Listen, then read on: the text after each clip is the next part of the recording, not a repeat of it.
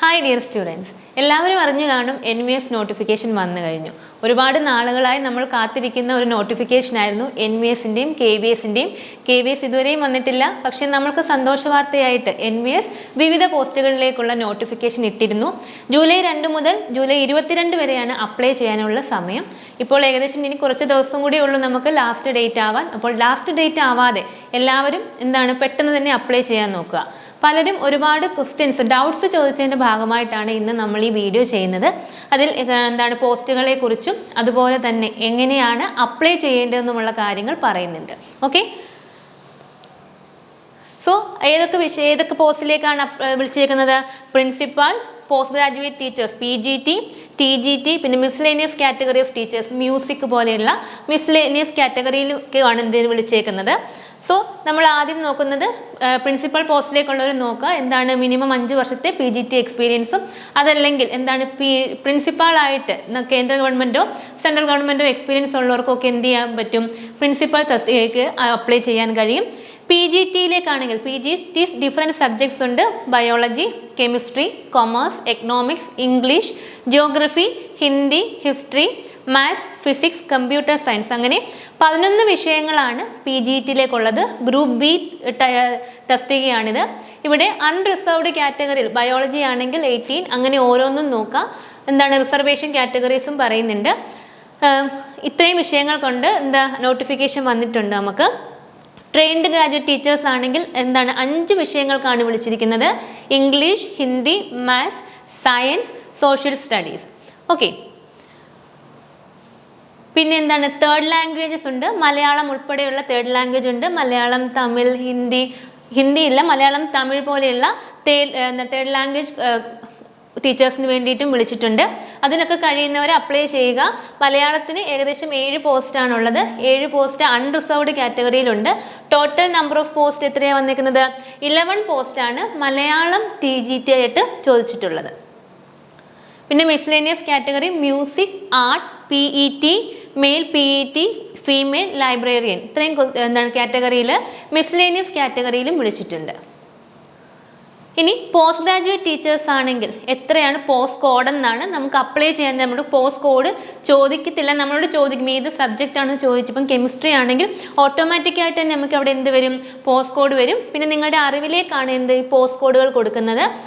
Biology 02 ആണ്, chemistry 03, commerce 04, economics 05, English 06, geography 07, Hindi 08, history 09, maths 10, physics 11 and computer science 12 ആണ്. Pay scale level 8 പേ സ്കെയിലാണ്. അതായത് 47,600 മുതൽ 1,51,100 വരെയാണ് പേ മെട്രിക്സ് വരുന്നത്.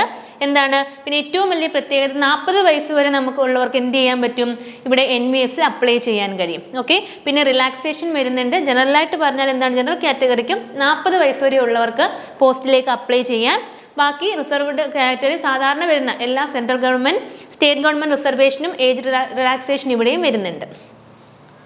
പിന്നെ എന്തൊക്കെയാണ് എസെൻഷ്യൽ ക്വാളിഫിക്കേഷൻ? വളരെ ഇമ്പോർട്ടൻ്റ് ആണ്. നമുക്ക് MSc B.Ed ആണ് വേണ്ടത്. MSc B.Ed ആണ് വേണ്ടത്. 50% എബോവ് മാർക്കാണ് വേണ്ടത്. ഓക്കെ, സോ PGT ഇംഗ്ലീഷ് ആണെങ്കിൽ എന്തിലായിരിക്കണം മാസ്റ്റേഴ്സ് വേണ്ടത്? ഇംഗ്ലീഷിലായിരിക്കണം. PGT ഹിന്ദിക്ക് ഹിന്ദി ആകണം. ഫിസിക്സ് ആണെങ്കിൽ physics, applied physics, electronics physics, nuclear physics, ഈ വിഷയങ്ങൾ എടുത്ത ആർക്കും എന്ത് ചെയ്യാം? PGT ഫിസിക്സ് പോസ്റ്റിലേക്ക് അപ്ലൈ ചെയ്യാൻ കഴിയും. PGT കെമിസ്ട്രി ആണെങ്കിൽ PGT കെമിസ്ട്രിയും ബയോ കെമിസ്ട്രിയും എടുത്തവർക്ക് PGT കെമിസ്ട്രി പോസ്റ്റിലേക്ക് അപ്ലൈ ചെയ്യാം. മാത്തമാറ്റിക്സ് ആരൊക്കെയാണ്? MSc മാത്തമാറ്റിക്സ് ആൻഡ് അപ്ലൈഡ് മാത്തമാറ്റിക്സുകാരും. എക്കണോമിക്സ് വരുമ്പോൾ economics, applied economics, business economics, ഈ സബ്ജക്റ്റ് വിഷയമായി പഠിച്ചവർക്കും PGT എക്കണോമിക്സിലേക്ക് അപ്ലൈ ചെയ്യാം. PGT ഹിസ്റ്ററി ആയിട്ട് ഹിസ്റ്ററി തന്നെ പഠിച്ചവർ വേണം. ജിയോഗ്രഫി മാത്രമേ ഉള്ളൂ. പിന്നെ PGT കൊമേഴ്സ് ആയിട്ട് commerce with accounting or cost accounting or financial accounting as a major subject of study. കൊമേഴ്സിൻ്റെ ബ്രാഞ്ചിൽ അക്കൗണ്ടിങ് അല്ലെങ്കിൽ കോസ്റ്റ് അക്കൗണ്ടിങ്, ഫിനാൻഷ്യൽ അക്കൗണ്ടിങ് തുടങ്ങിയവ മേജർ സബ്ജക്റ്റായി പഠിച്ചവർക്ക് അപ്ലൈ ചെയ്യാം. അതുപോലെ തന്നെ holders of degree of MCom in applied and business economics shall not be eligible. ഏറ്റവും ഇമ്പോർട്ടൻ്റ് ആണ് ബിസിനസ് എക്കണോമിക്സോ അല്ലെങ്കിൽ അപ്ലൈഡ് കോഴ്സോ പഠിച്ചവർ എന്തെല്ലാം എംകോം, ഈ വിഷയത്തിൽ എംകോം ഉള്ളവർ PGT കൊമേഴ്സ് അപ്ലൈ ചെയ്യാൻ അർഹരല്ല. PGT ബയോളജിയോ, PGT ബയോളജിയിൽ ബോട്ടണി, സുവോളജി, ലൈഫ് സയൻസ് അതല്ലെങ്കിൽ bio sciences, genetics, microbiology, biotechnology, molecular biology, plant physiology provided that applicant had studied botany and zoology at a graduation level. ഈ PG ഒക്കെ ഉള്ളവർക്ക് എന്ത് ചെയ്യാം? PGT ബയോളജിക്ക് അപ്ലൈ ചെയ്യാം. പക്ഷേ അവർ എന്ത് ചെയ്തിരിക്കണം? അവരുടെ BScയിൽ ഗ്രാജുവേഷനിൽ തീർച്ചയായിട്ടും ബോട്ടണിയും സുവോളജിയും ഒരു വിഷയമായി പഠിച്ചിട്ടുണ്ടാകണം. ബോട്ടണിയും സുവോളജിയും എന്താണ് പഠിച്ചിട്ടുള്ളവർക്ക് മാത്രമേ എന്ത് അപ്ലൈ ചെയ്യാൻ കഴിയുള്ളൂ? PGT ബയോളജി അപ്ലൈ ചെയ്യാൻ കഴിയുള്ളൂ. ചിലരെങ്കിലും എന്താണ് BSc ബയോടെക്നോളജി എടുത്തവർ കാണും, ബോട്ടണി വിത്ത് ബയോടെക്നോളജി എടുത്തവർ കാണും. അങ്ങനെ ഒരു പക്ഷേ അവർക്ക് സുവോളജി അവർ സബ്ബായിട്ട് പഠിച്ചിട്ടില്ല എങ്കിൽ അവർക്ക് എന്ത് ചെയ്യാൻ കഴിയില്ല? PGT ബയോളജി അപ്ലൈ ചെയ്യാൻ കഴിയില്ല. അപ്പോൾ നിങ്ങൾ പ്രത്യേകം ശ്രദ്ധിക്കേണ്ടത്, നിങ്ങളുടെ ബാച്ചിലറിൽ നിങ്ങളുടെ എന്താണ് BScയിൽ ഗ്രാജുവേഷൻ ലെവലിൽ നിങ്ങൾ സുവോളജിയും ബോട്ടണിയും ഓരോ വിഷയമായി പഠിച്ചിട്ടുണ്ടായിരിക്കണം. ഓക്കെ, ഇനി എന്താണ്? ആദ്യം പറഞ്ഞു നമുക്ക് എന്താണ് മാസ്റ്റേഴ്സ് വേണം, അതിനുശേഷം എന്താണ് B.Ed ഡിഗ്രി ഉണ്ടായിരിക്കണം. ഓക്കെ, B.Ed ഡിഗ്രി വേണം. പിന്നെ proficiency in English and Hindi medium, ഇംഗ്ലീഷിലും ഹിന്ദിയിലും പഠിപ്പിക്കാനുള്ള എന്താണ് എബിലിറ്റി ഉണ്ടായിരിക്കണം. ഓക്കെ, ഇത് ഡിസൈറബിൾ ക്വാളിറ്റീസ് ആണ്. ഇനി നമ്മളുടെ കേരളത്തിലുള്ള സെൻറ്റേഴ്സ് വിവിധ പരീക്ഷകൾക്ക് പ്രിൻസിപ്പൽ പോസ്റ്റ് ഒഴികെയുള്ള ബാക്കി പോസ്റ്റുകൾക്ക് നമ്മളുടെ കേരളത്തിലുള്ള സെൻറ്റേഴ്സ് ആണ് പറയുന്നത്. ആലപ്പുഴയുണ്ട്, എറണാകുളം, കൊച്ചിയിലുണ്ട്, ഇടുക്കി, കണ്ണൂർ, കാസർഗോഡ്, കൊല്ലം, കോട്ടയം, കോഴിക്കോട്, മലപ്പുറം, പാലക്കാട്, തിരുവനന്തപുരം ആൻഡ് തൃശ്ശൂർ. ഇത്രയും സെൻറ്ററുകളാണ് കേരളത്തിലുള്ളത്. നമ്മളുടെ അടുത്ത ജില്ലകളിൽ എന്താണ് നമുക്ക് 4 ഓപ്ഷൻസ് കൊടുക്കാൻ കഴിയും. അപ്പോൾ ആ ഓപ്ഷൻസ് കറക്റ്റായി കൊടുത്ത് തന്നെ അപ്ലൈ ചെയ്യാൻ ശ്രദ്ധിക്കുക. ഇനി PGT ആണെങ്കിൽ ക്വസ്റ്റ്യൻ പാറ്റേൺ ആണ് പറയുന്നത്. ആദ്യത്തെ പാർട്ടിൽ ജനറൽ അവയർനെസ്സിൻ്റെ 10 ക്വസ്റ്റ്യൻസ് ആണ് ഉണ്ടാവുക, 10 മാർക്സ് വരുന്നു. പിന്നെ റീസണിങ് എബിലിറ്റി ആണ് പാർട്ട് 2, അത് 20 മാർക്സിൻ്റെ ക്വസ്റ്റ്യൻസ് ഉണ്ട്. നമ്പർ ഓഫ് ക്വസ്റ്റ്യൻസ് 20 ആണ്, ഓരോ ക്വസ്റ്റ്യൻസിനും ഓരോ മാർക്കാണ്. പാർട്ട് 3 നോളജ് ഓഫ് ICT ആണ്, അതും 10 ക്വസ്റ്റ്യൻസ് 10 മാർക്കാണ് വരുന്നത്. ടീച്ചിങ് ആപ്റ്റിറ്റ്യൂഡിൽ 10 മാർക്ക് വരുന്നുണ്ട്, 10 ക്വസ്റ്റ്യൻസുമാണുള്ളത്. ഓക്കെ, പിന്നെ ഡൊമൈൻ നോളജ് എന്ന് പറയുന്നത് നമ്മൾ ഏത് സബ്ജക്റ്റ് ആണോ, ഇപ്പം കെമിസ്ട്രി ആണോ ഫിസിക്സ് ആണോ ആ സബ്ജക്ട് സ്പെസിഫിക് സിലബസ് ആയിരിക്കും ഇവിടെ ഉണ്ടാവുക.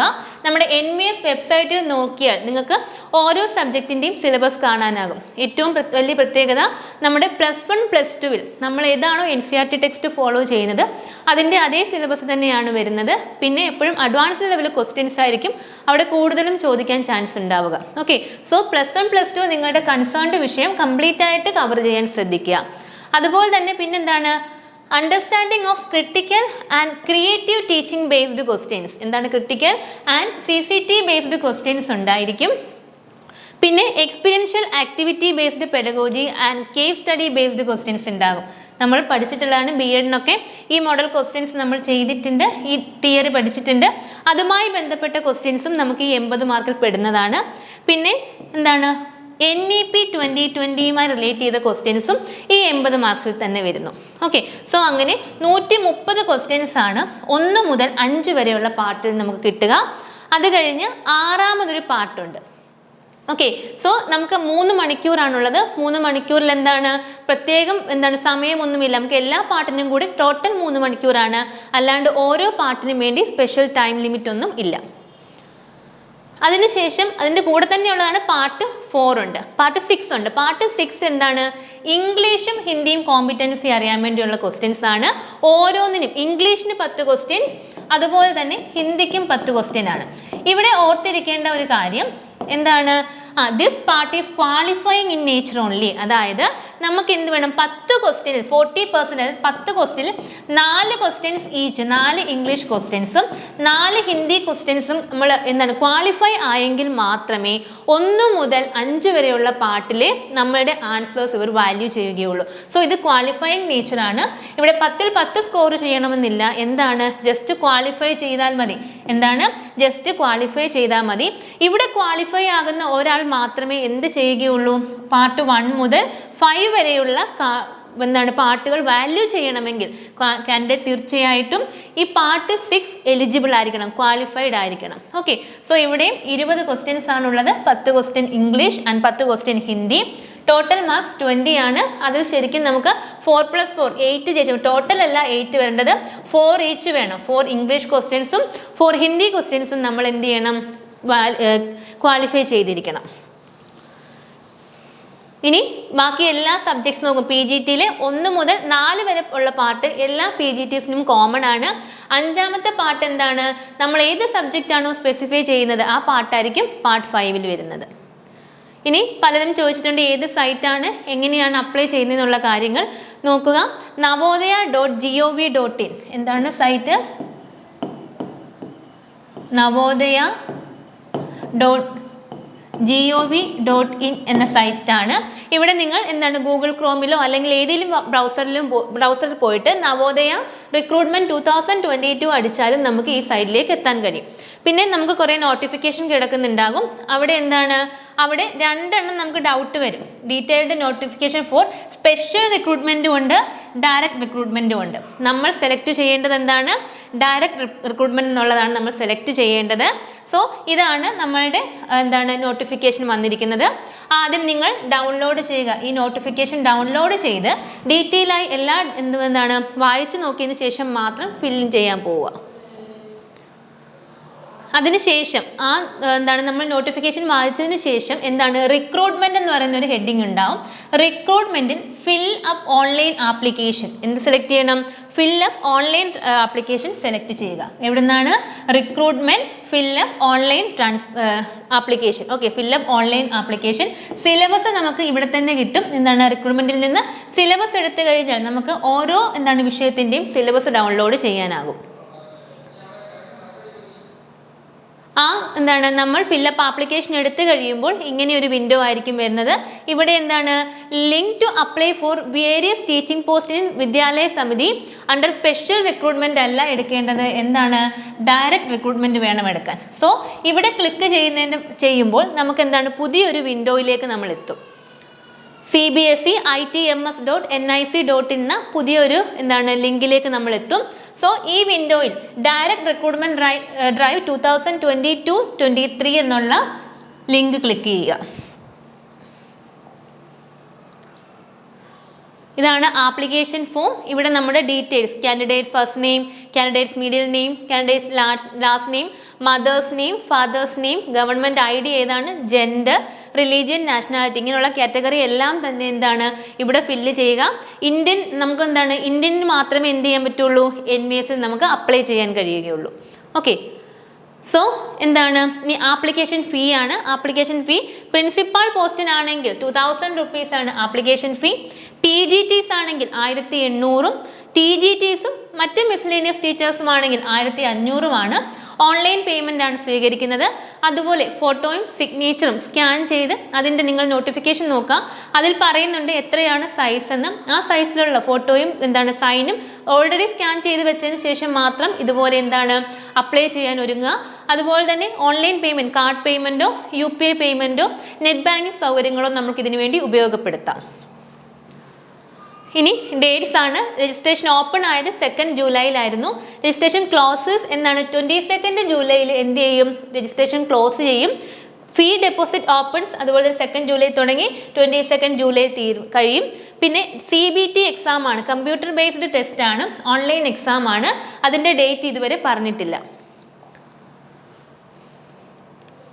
ഇനി നിങ്ങൾക്ക് അറിയേണ്ടത് എന്താണ് TGTs ആണെങ്കിലും PGTs ആണെങ്കിലും നിങ്ങൾ സബ്ജക്ട് കോമ്പിനേഷൻ നോക്കണം. ഏറ്റവും ഇമ്പോർട്ടൻ്റ് ആയ മറ്റൊരു കാര്യം TGT കെമിസ്ട്രി അല്ല TGT സയൻസ്, അതുപോലെ തന്നെ TGT സയൻസും TGT സോഷ്യൽ സയൻസും അപ്ലൈ ചെയ്യുന്നവർ തീർച്ചയായിട്ടും അതിൻ്റെ നോട്ടിഫിക്കേഷൻ ക്വാളിഫിക്കേഷൻ നന്നായി നോക്കിയ ശേഷം മാത്രം അപ്ലൈ ചെയ്യുക. ഓക്കെ, കാരണം സബ്ജക്ട് കോമ്പിനേഷൻസ് ഡിഫറെൻ്റ് ആണ്. നമുക്ക് MSc അല്ലെങ്കിൽ BSc കെമിസ്ട്രിയോ ഫിസിക്സോ എടുത്ത ഒരാൾക്ക് എന്ത് അപ്ലൈ ചെയ്യാൻ പറ്റില്ല, TGT സയൻസ് അപ്ലൈ ചെയ്യാൻ പറ്റില്ല. വളരെ ശ്രദ്ധയോടെ നോക്കുക. എന്താണ് BSc കെമിസ്ട്രി അല്ലെങ്കിൽ ഫിസിക്സ് ഇതെടുത്ത ആളുകൾ അവരുടെ സബായിട്ട് അവർ ബോട്ടണി സുവോളജി പഠിച്ചിട്ടില്ല എങ്കിൽ ബോട്ടണി, സുവോളജി പഠിച്ചിട്ടില്ല എങ്കിൽ അവർക്ക് എന്ത് ചെയ്യാൻ പറ്റില്ല? TGT സയൻസ് ആയിട്ട് അപ്ലൈ ചെയ്യാൻ കഴിയില്ല. അതായത് TGT സയൻസ് ആയിട്ട് അപ്ലൈ ചെയ്യണമെങ്കിൽ ആ കാൻഡിഡേറ്റ് തീർച്ചയായിട്ടും അവരുടെ ഗ്രാജുവേഷനിൽ കെമിസ്ട്രി പഠിച്ചിരിക്കണം, സുവോളജി പഠിച്ചിരിക്കണം, ബോട്ടണി പഠിച്ചിരിക്കണം. ഓക്കെ, സോ ഈ സബ്ജക്ട്സ് പഠിച്ചവർക്ക് മാത്രമേ TGT സയൻസ് അപ്ലൈ ചെയ്യാൻ കഴിയുകയുള്ളൂ. അതുപോലെ തന്നെ TGT സോഷ്യൽ സയൻസിനും എന്തുണ്ട്? സബ്ജക്ട് കോമ്പിനേഷൻസ് ഉണ്ട്. സോ ആ സബ്ജക്ട് കോമ്പിനേഷൻസ് മാച്ചിങ് ആണെങ്കിൽ മാത്രം നിങ്ങൾ ഇതിന് അപ്ലൈ ചെയ്യുക. അതല്ലെങ്കിൽ ചിലപ്പോൾ നമ്മുടെ പൈസ നഷ്ടപ്പെടാൻ ചാൻസ് ഉണ്ട്. PGTക്ക് ആണെങ്കിൽ കൺസേൺഡ് സബ്ജക്റ്റ് മെയിൻ എടുത്തവർക്ക് എന്ത് ചെയ്യാം? PGT കോഴ്സുകൾക്ക് അപ്ലൈ ചെയ്യാൻ സാധിക്കും. സോ ഇത്രയും കാര്യങ്ങളാണ് നിങ്ങൾക്ക് NVS നോട്ടിഫിക്കേഷനുമായിട്ട് ബന്ധപ്പെട്ട് വരുന്നത്. എല്ലാവരും വളരെ ശ്രദ്ധയോടെ അപ്ലൈ ചെയ്യാൻ ശ്രമിക്കുക. പിന്നെന്താണ്, നമ്മൾക്ക് കുറച്ച് കൂടുതൽ സാധാരണ എക്സാംസിനെക്കാട്ടിലും കൂടുതൽ പൈസ വരുന്നതാണ്. 1800 രൂപ വരുന്നു. അതുകൊണ്ട് ഓരോന്നും അപ്ലൈ ചെയ്യുമ്പോൾ വളരെ കൃത്യമായിട്ട് തന്നെ അപ്ലൈ ചെയ്യാൻ നോക്കുക. ക്ലാസ്സുകൾ നന്നായിട്ട് മാക്സിമം NCERT ടെക്സ്റ്റ് ഫോളോ ചെയ്യുക, ടെക്സ്റ്റുകൾ വായിക്കാൻ ശ്രദ്ധിക്കുക. അതുപോലെ നീറ്റ് പോലെയുള്ള എക്സാംസ്, സയൻസ് ഒക്കെ ആണെങ്കിൽ നീറ്റ് എക്സാംസ് പോലെയുള്ള ആ ലെവലുള്ള എക്സാംസ് എന്താണ് അതിൻ്റെ ക്വസ്റ്റ്യൻസ് പ്രാക്ടീസ് ചെയ്ത് പഠിക്കാൻ ശ്രമിക്കുക. ഓക്കെ, സോ എല്ലാവർക്കും നന്നായി പഠിക്കാൻ കഴിയട്ടെ. നന്നായിട്ട് എക്സാം എഴുതാൻ വേണ്ടി ആശംസിക്കുന്നു. നിങ്ങളോടൊപ്പം എന്നും I+ ഉണ്ടാകും. ചില ഫ്രീ ക്ലാസ്സുകളൊക്കെ ചില സബ്ജക്ട്സിൻ്റെയൊക്കെ ഞങ്ങൾ പ്രൊവൈഡ് ചെയ്യാൻ ശ്രമിക്കുന്നുണ്ട്. Thank you.